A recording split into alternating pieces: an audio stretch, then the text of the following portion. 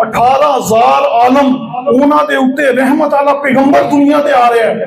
उन रहमत दिन नूं दिती जाए या रात नूं दिती जाए।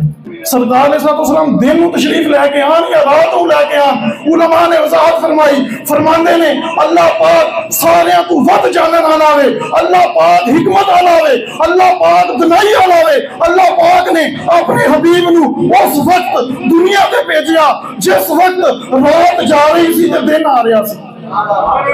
रात को भी बरकत मिल गई ते दिन भी मिल गई। जहालत का अंधेरा जा रहा सी ते नूर की रोशनी आ रही सी, इल्म की रोशनी आ रही सी।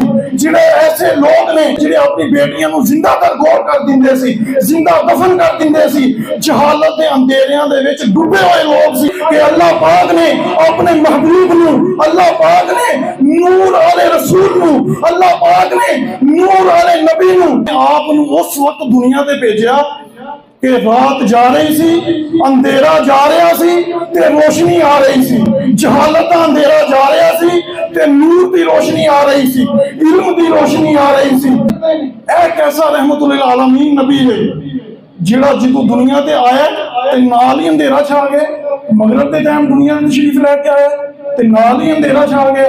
अल्लाह पाक ने अपने महबूब नूं उस वक्त दुनिया ते भेजिया कि अंधेरा जा रहा सी ते रोशनी आ रही सी।